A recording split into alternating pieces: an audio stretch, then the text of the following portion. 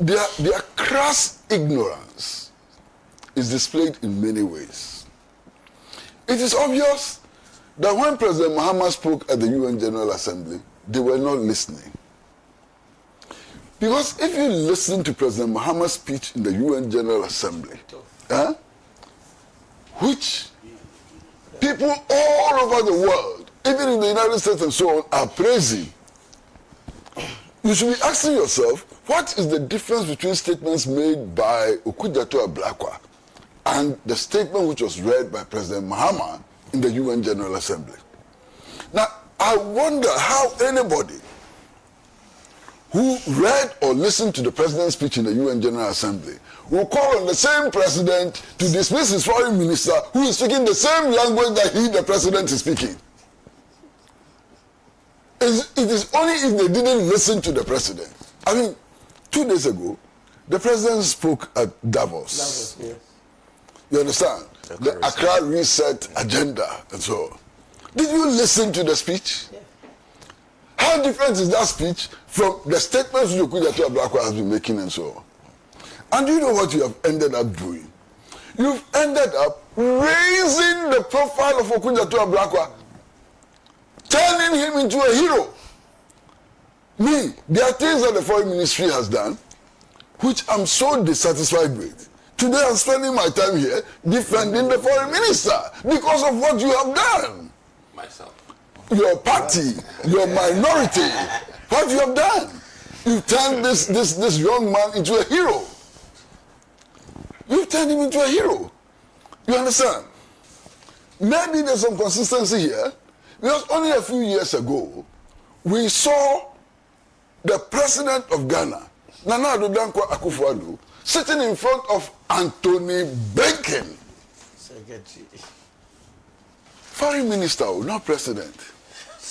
And telling him that Burkina Faso is misbehaving, we have to deal with Burkina Faso. They have to help him to deal with Burkina Faso. Maybe there's some consistency here. Not too long ago, we had a president telling us, the whole nation, that he stood side by side with Ukraine.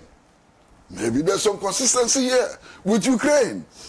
Ukrainians whose intelligence officers are openly supporting jihadists, insurgents in Burkina Faso and Mali. Our president said he stood side by side with Ukraine. Maybe there's some consistency here. Look at the problems that Burkina Faso is going through, caused by Ukraine. And our president is standing side by side, or was standing side by side with Ukraine. There's one thing I wanted to... You see? No, please, no. Master, I beg you, listen. You frighten me. No, there's one thing. So, if we make the mistake, if we make the mistake of putting you back in power, this is the foreign policy we are going to pursue. We are going to support Ukraine. We are going to support Israel. We are going to support the annexation of Greenland.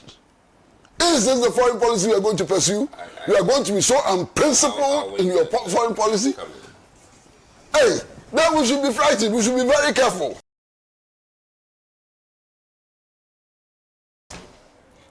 Because if this is the foreign policy we are going to pursue, I don't want to see you in power.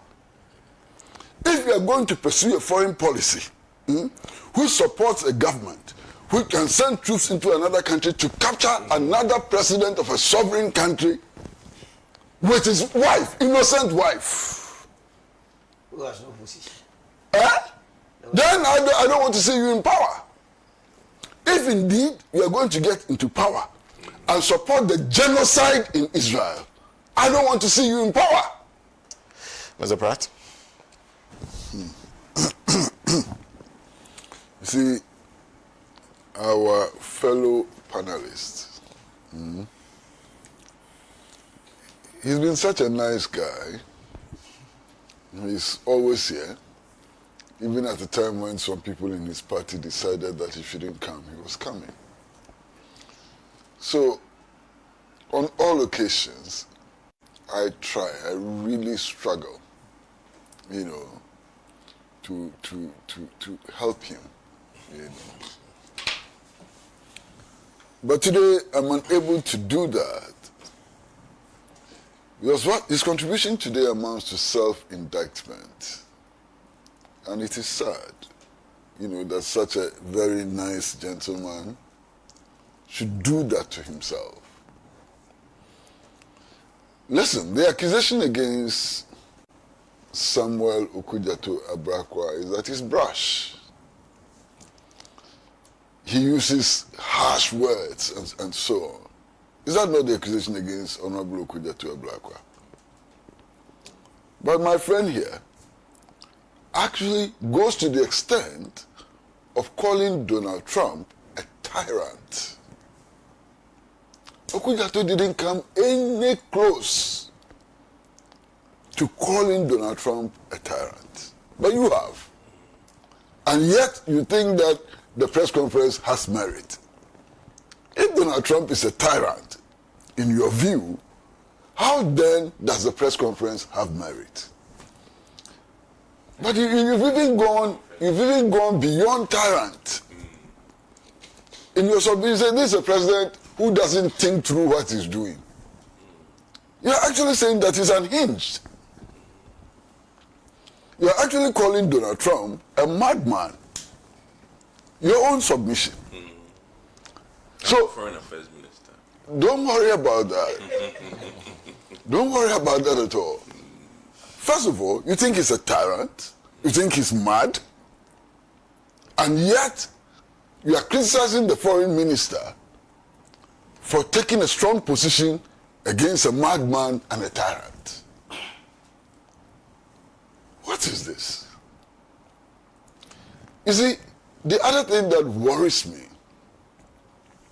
is that some people in the New Patriotic Party tell us that we are in a new global dispensation, and therefore what we do and what we say ought to reflect that reality. And Honorable Admiral Kisi also said it, that this is not the time of the Malcolm X's. This is not the time of the revolutionary leaders and so on. To some extent, he's right. Times have changed, but they have changed for the worse. If Malcolm X were alive today, can you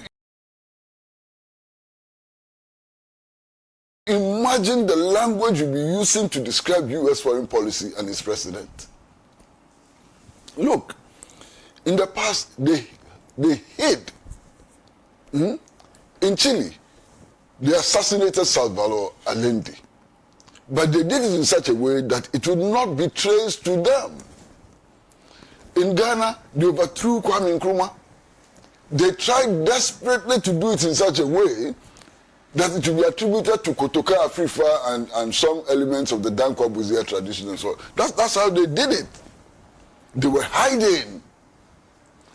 They executed Patrice Lumumba, dissolved his body in acid. They were hiding to do it. They assassinated Chris Hani. They were hiding to do it. They assassinated Malcolm X. They were hiding to do it. Now they don't hide anymore. It's brazen. Martin Luther King. So many of them, so hundreds of people were assassinated by Western intelligence, Western governments. But they were hiding to do it. Now they don't hide it. They are brazen. They bring U.S. commandos into Caracas. You understand? To kidnap a president. They don't hide anymore. And Donald Trump is saying, we are doing it because we want their oil. Their oil belongs to us. Oil for drugs. So today, actually, we need stronger statements today because the situation has deteriorated so much. And then there's a question of what interest do we have in Caracas and so on.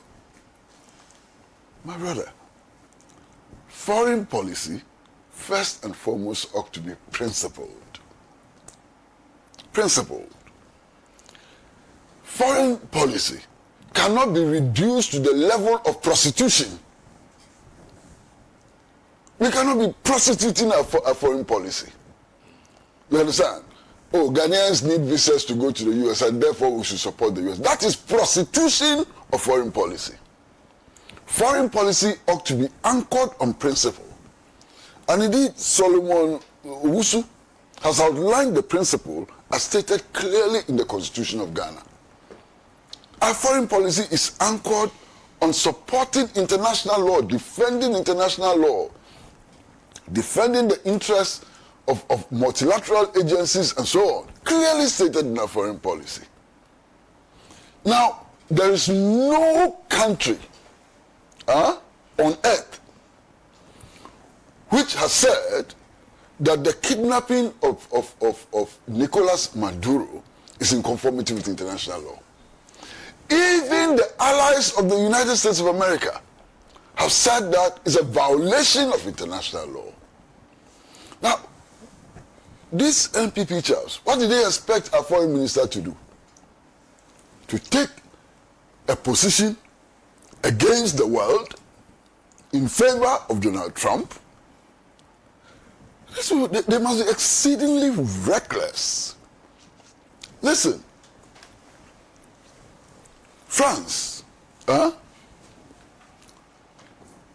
Macron, what statement did he make? He said there's a clear violation of international law, even though he does not consider Maduro to be the legitimate president. That's what he said. The British Prime Minister said this is a clear violation of international law. The Germans said this is a clear violation of international law. These are close allies of the US. So what is wrong if Ghana's foreign minister also says that this is a violation of international law? And then we said that, oh, Venezuela is in South America. That's a statement based on ignorance. Yes, Venezuela is in South America. But the African Union has decided that the African diaspora is its sixth region. Do you know the African population in Venezuela? In fact, Venezuela is considered as part of the African diaspora. So when we talk about Venezuela, we are talking about Africa. In the same way that when you talk about Cuba, you are talking about Africa. That's the African diaspora. Look, Brazil has the largest African population. The largest African population outside the continent.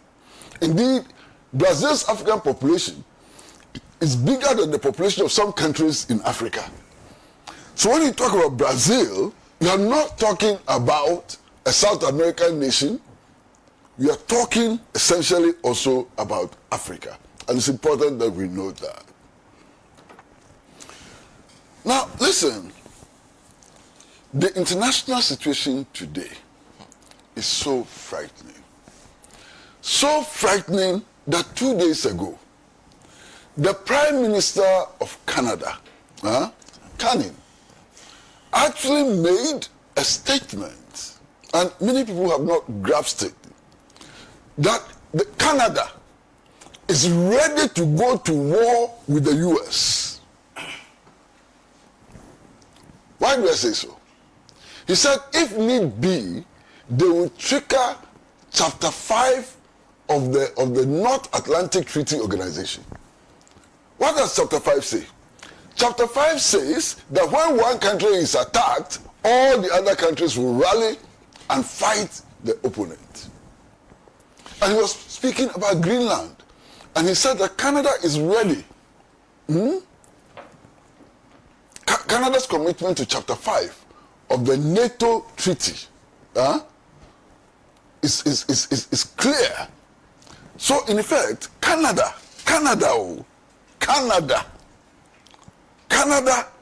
Prime Minister is saying that they are ready to go to war with the US in defense of the very principles that Akufo, Minister of Foreign Affairs of Ghana, is upholding.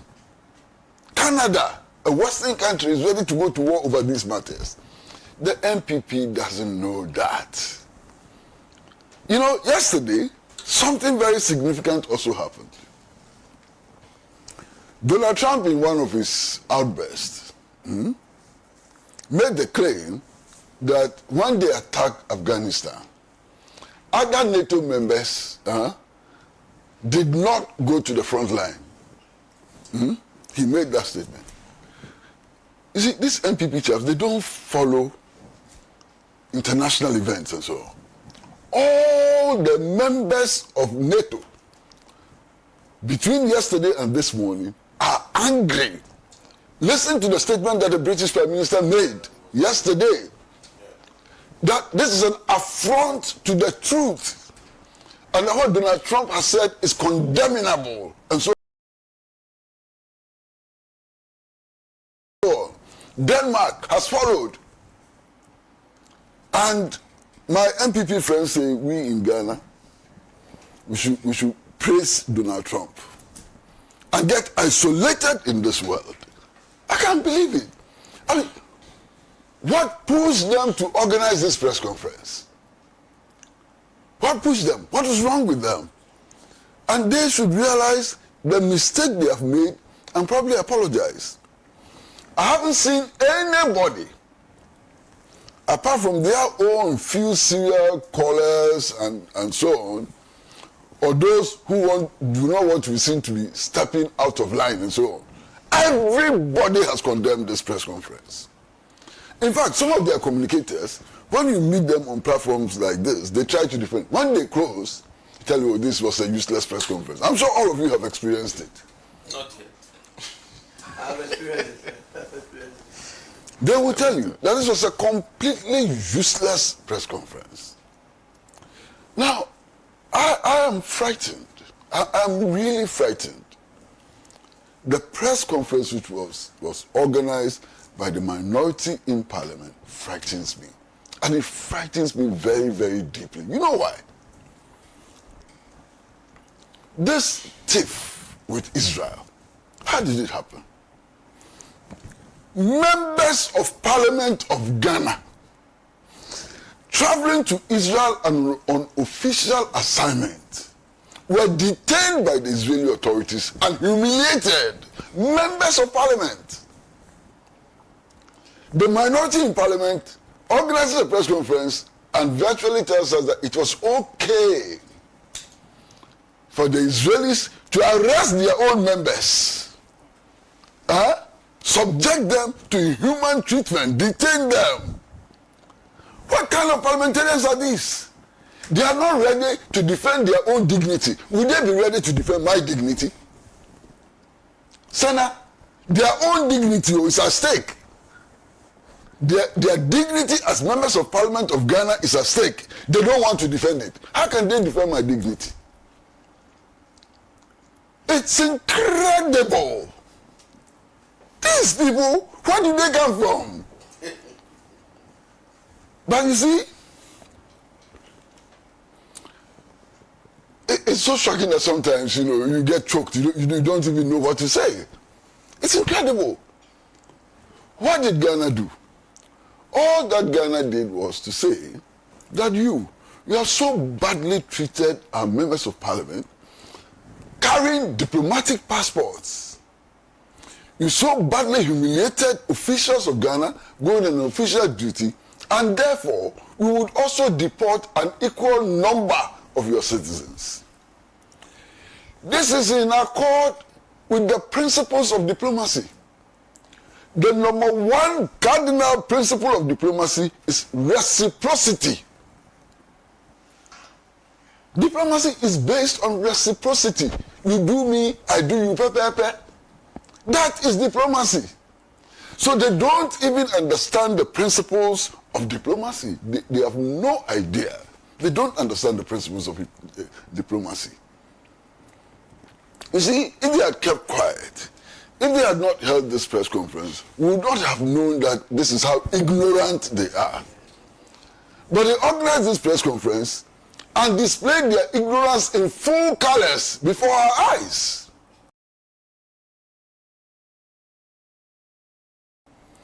Now listen, and this is really frightening, really frightening.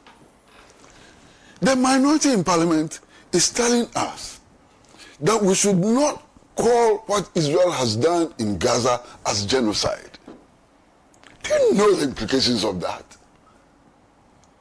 The minority, do you know what damage you have done to yourself?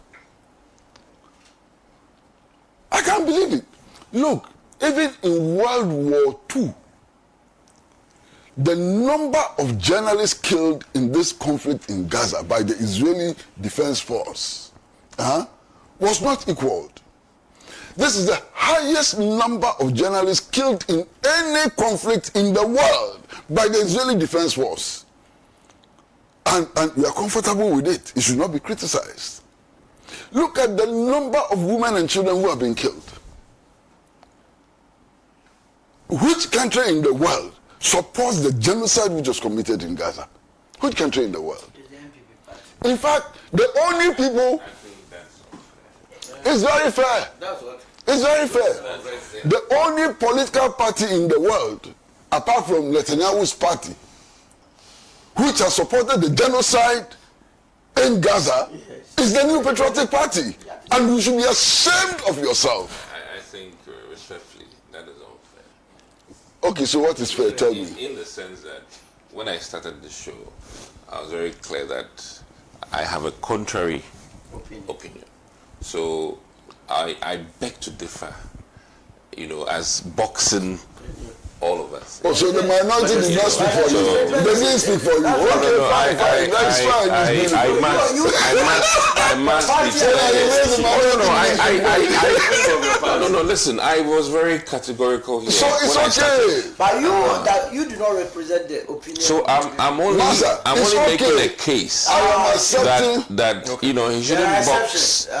You know, because when we do press conferences, it's not the entire. So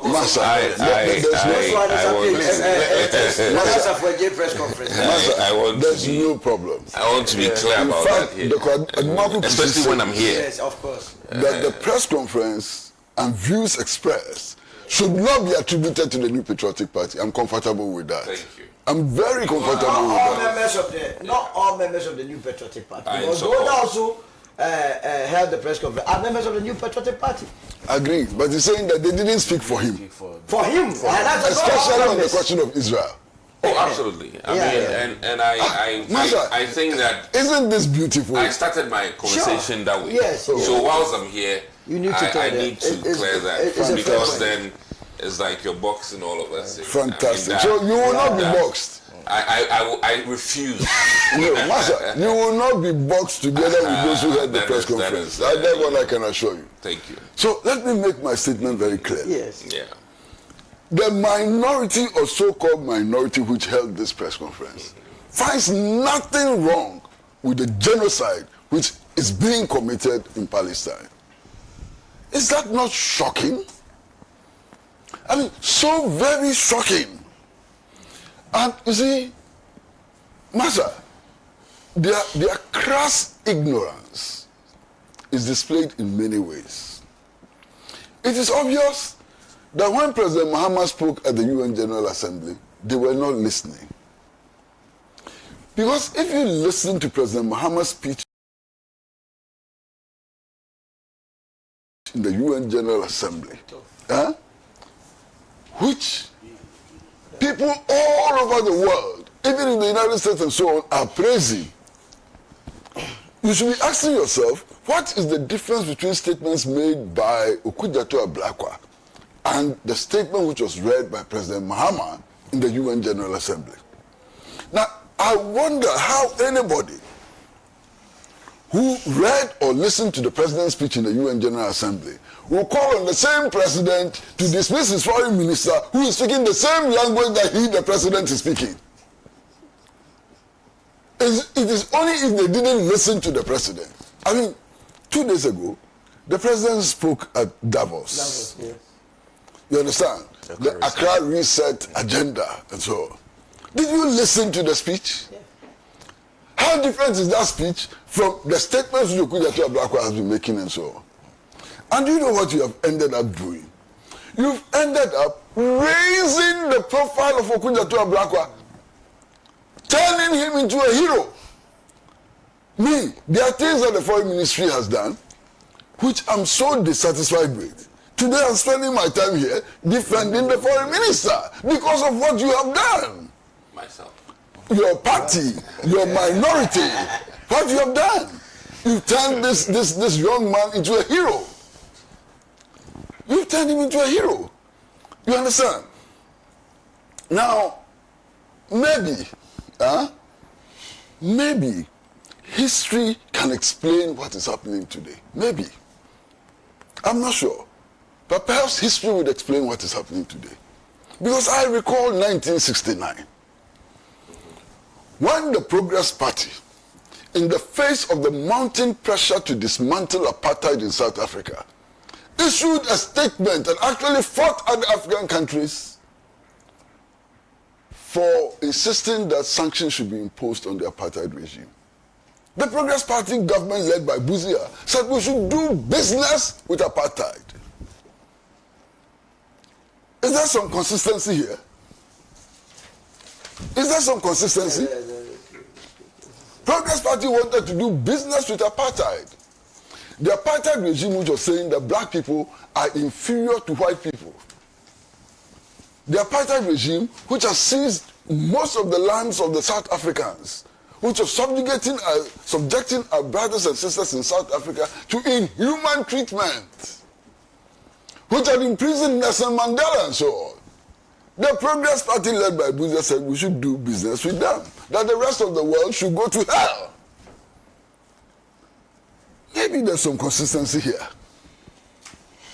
You understand? Maybe there's some consistency here. Maybe there's some consistency here because only a few years ago, we saw the president of Ghana, Nana Addo Akufo Addo, sitting in front of Anthony Blinken. Foreign minister, not president. And telling him that Burkina Faso is misbehaving, we have to deal with Burkina Faso. They have to help him to deal with Burkina Faso. Maybe there's some consistency here. Not too long ago, we had a president telling us, the whole nation, that he stood side by side with Ukraine. Maybe there's some consistency here with Ukraine. Ukrainians whose intelligence officers are openly supporting jihadists, insurgents in Burkina Faso and Mali. Our president said he stood side by side with Ukraine. Maybe there's some consistency here. Look at the problems that Burkina Faso is going through, caused by Ukraine. And our president is standing side by side, or was standing side by side with Ukraine. There's one thing I wanted to... You see? No, please, no. When you're Master, I beg you, listen. You frighten me. No, there's one thing. So, if we make the mistake, if we make the mistake of putting you back in power, this is the foreign policy we are going to pursue. You are going to support Ukraine. You are going to support Israel. You are going to support the annexation of Greenland. Is this the foreign policy you are going to pursue? You are going to be so unprincipled in your foreign policy? Hey, then we should be frightened. We should be very careful. Because if this is the foreign policy we are going to pursue, I don't want to see you in power. If you are going to pursue a foreign policy which supports a government which can send troops into another country to capture another president of a sovereign country with his wife, innocent wife, Who has no position? then I don't want to see you in power. If indeed you are going to get into power and support the genocide in Israel, I don't want to see you in power. You understand? If you are going to go into power and say that Africans in Venezuela, when they fall into trouble, we should not support them, then we are a danger to African unity. Then we are a danger to the African diaspora. And we don't want to see you in power. What is wrong with you people? Can I come in now? What is wrong with you people? I'll wait. Why are you bastardizing foreign policy? My friend, let me stop here before... Yeah. And This morning, we have one assignment here. The assignment is that the minority on Tuesday, through its Foreign Affairs Committee, held a press conference. And I don't know whether that press conference really was sanctioned by the minority itself. But I saw two people. One was hiding the face, and the other was trying to be dodgy. Tell the entire world that the Foreign Affairs Minister, and for that matter, the Ghana's ambassador to the U.S. must be removed from office. So I was very curious to know why that call, only to be told that for the foreign minister, the main reason why he has to be removed from office is the fact that a sovereign country called the United States of America has decided on their own volition to protect their national interest.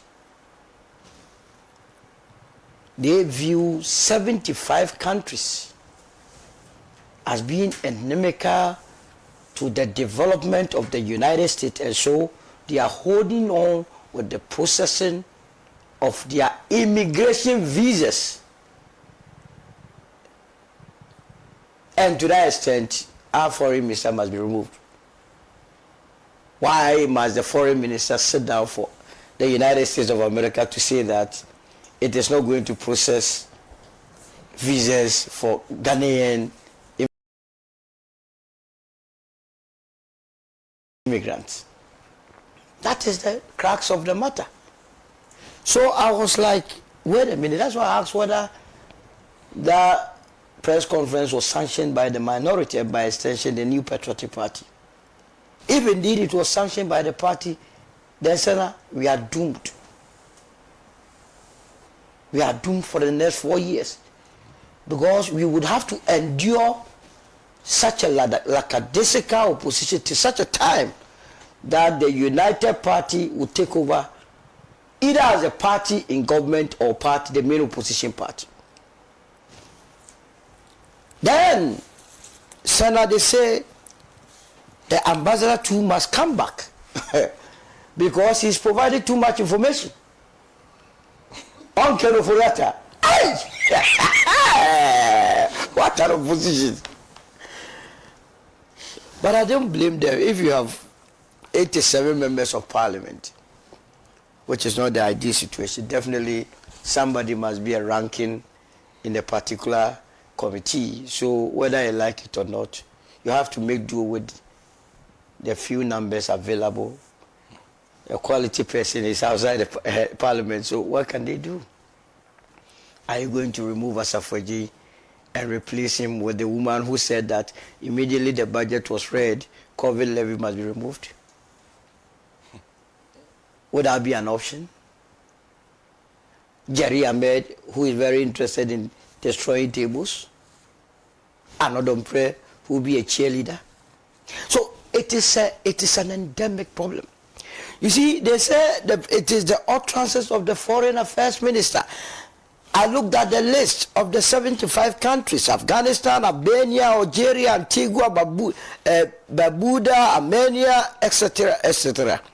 Can they point to what the foreign minister of Afghanistan said that pushed the American government to add them to the list? Can they tell us what the foreign minister of Albania said that infuriated Donald Trump for him to add their name to the list? What about Ivory Coast? As for them, they speak French. What French language did they say the foreign minister spew out to cause for their name to be added to the list? Parlez-vous français? Oui, c'est ça. What about Thailand, Togo? And I'm even surprised that Russia is also included. So clearly, it has nothing to do with any utterances from any of the foreign ministers. It's about the U.S. protecting its own interest. And they gave you the reason that if you today, if you went to a state like Minnesota is in a mess. They are accusing the Somalians of swindling the entire state, siphoning monies out of the country, billions of dollars. You go to Ohio, the same problem is also there. In Minnesota, they estimate about 19 billion through foreign activities. And they see it as a wider problem, so trying to deal with their own. That is a sovereign country. They can go ahead and do their own thing. In the same way, Ghana also sees, how many times are we not clamping down perceived West African neighbors who are in this country doing 419 and so on and so forth? We go after them. And the time will come, if we are unable to contain it locally, the country called Ghana may be putting certain countries and their citizens on a blacklist. That we don't need you here. It's our sovereign right. Because you see, our foreign policy as a country is well defined in the Constitution. If you read Article 40 of our Constitution, it's so clear. In its dealings with other nations, the government shall promote and protect the interests of Ghana. The foreign minister, and for that matter, the foreign ministry has only one job: to protect the interests of Ghana. B, seek the establishment of a just and equitable international economic and social order. C, promote respect for international law, treaty obligations, and the settlement of international disputes by peaceful means. And D, adhere to principles enshrined, in the case maybe the aims and ideas of the Charter of the United Nations, the Charter of the Organization of African Union, and the Charter of the ECOWAS. This is what any foreign minister, and for that matter, foreign ministry, is supposed to do. Now I hear people say that his position on Venezuela, with all indifference, I believe that if indeed the UN Charter was signed in San Francisco, which is in the United States of America, and that charter says that no sovereign country can enter into another sovereign country and adapt its president. Gangster.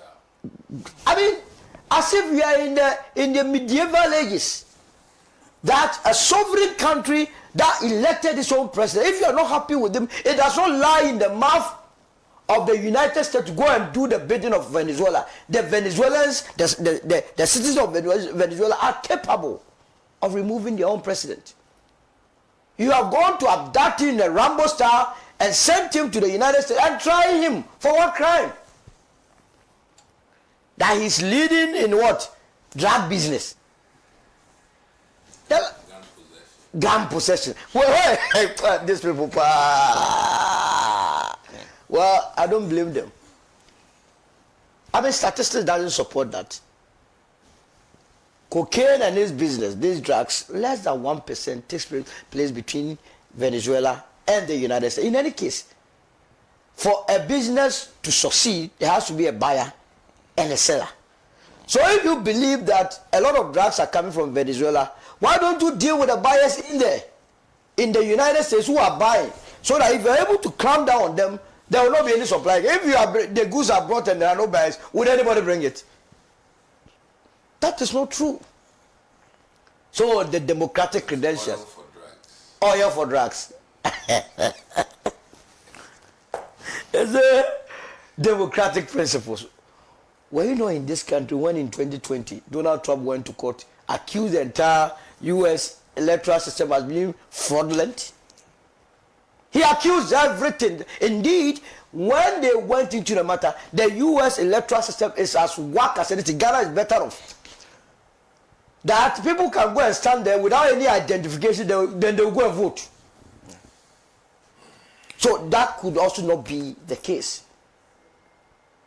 And Ghana being a signatory to the UN Charter, international laws, that knows that no sovereign country can enter another country to go and adapt its president. If this thing happens, do you expect our country, and by extension our foreign minister, not to issue a statement to state our position? In fact, if the foreign ministry and by extension this government had not done so, some of us would have gone after them. That means you are not protecting the constitution. It means tomorrow America can just get up here and adopt President Mahama.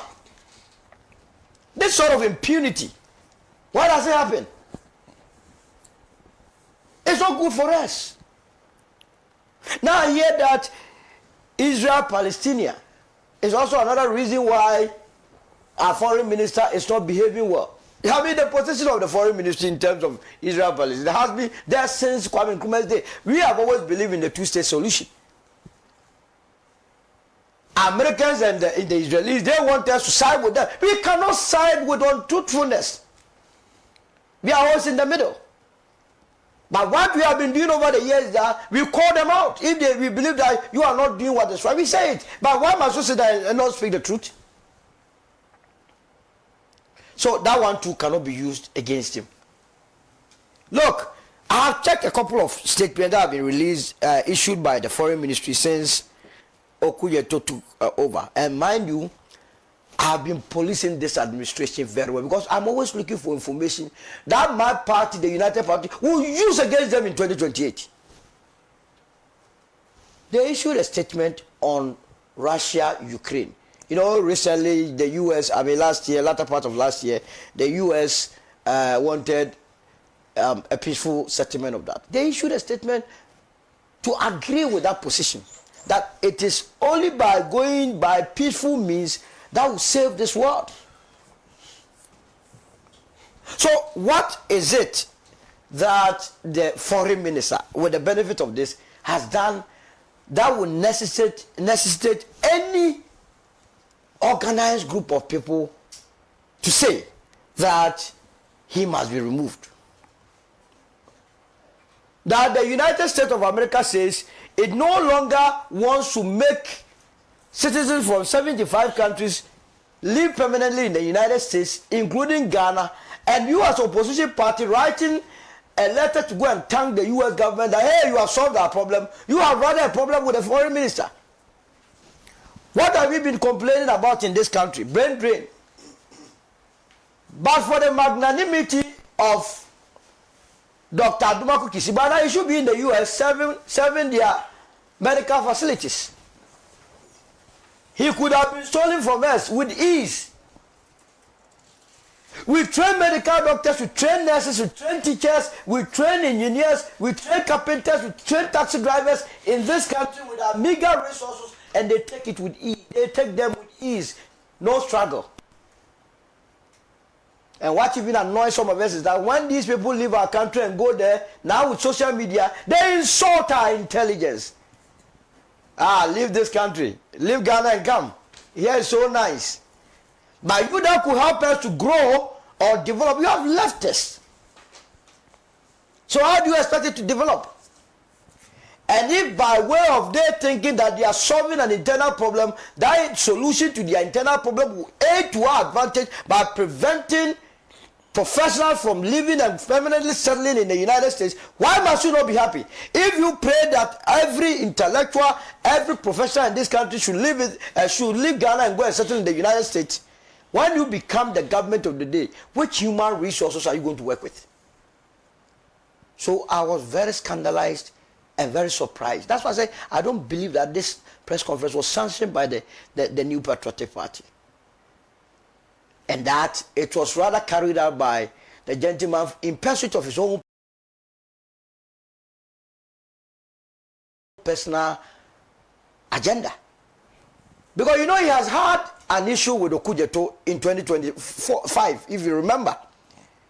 Somewhere September, when he was bound to take place in the United Nations General Assembly meeting as a deputy ranking of the Foreign Affairs Ministry. They say it's convention that when there's a UN General Assembly, as part of government delegation, the ranking member will be part of the delegation. On this occasion, my understanding was that the ranking was not available, so automatically he had to go to the deputy ranking.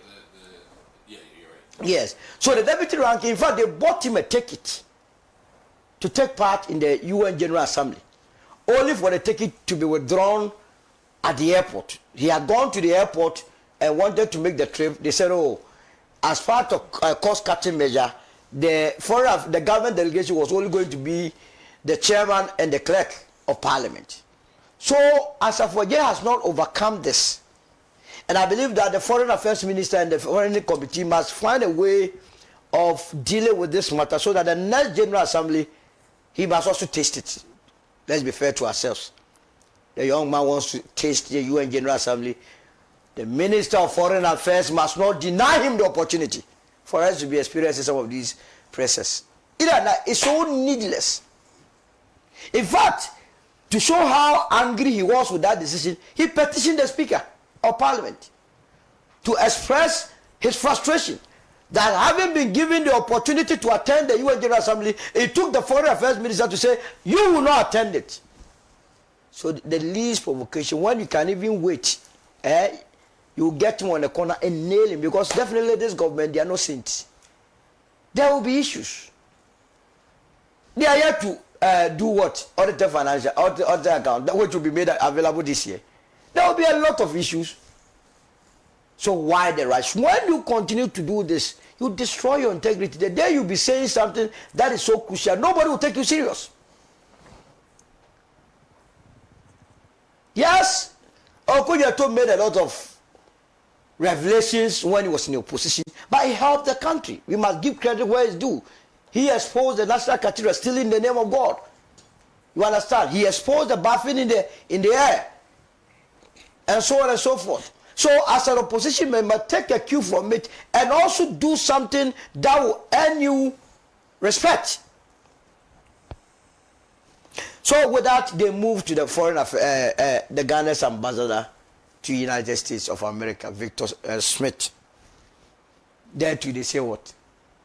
The man has been giving us information daily. Why must you be giving us information on Ken Ofori Atta every day? Why must you even make the attempt as an embassy to go to the aid of one of our own Ghanaians to go and find out whether or not he's being treated fairly? That is what the opposition is telling us. That we should allow Ken Ofori Atta to rot. Don't go to his aid. Because of the information you are providing, you must be sacked. Aye. So it means if you are given the opportunity to come to government again and there are these kind of issues, you will never brief us. You see the mindset. So it is not good enough. Sarah, I believe that up to this day, today is what, the 24th or so, 25th? 24th of January. I've been following the activities of the Foreign Affairs Ministry and by extension the Foreign Affairs Minister. The statement, his actions and inactions fall in line with Ghana's foreign policy. In fact, we as the United Party, because we have our plan in place, everything is documented. Our foreign policy as enshrined in our strategy would have been, if you read diplomatic and international relations, one, to adopt the principle of positive neutrality, which is very much consistent with our constitution, anchored on the strategic interest of Ghana. Everything must be in the interest of Ghana. Now you see, they are saying that the foreign ministry and by extension, the foreign minister must make known to the entire country the strategy they will be using to convince the United States of America to change their position. Well, wasn't it the same minority that had an issue with foreigners or West Africans being brought to this country with their knowledge? Was it the same minority? So it seems to me that the consistency levels are not there. Let them be consistent. Let them come up with something that will, pierce the majority and have or elicit national discourse, which will inure to the benefit of the MPP. But they say what they are doing now is nothing much ado about nothing. That is a total waste of our time. Let me end it here. Thank you. Thanks for watching. Like and share the video. You can also drop your comment. Please don't forget to subscribe.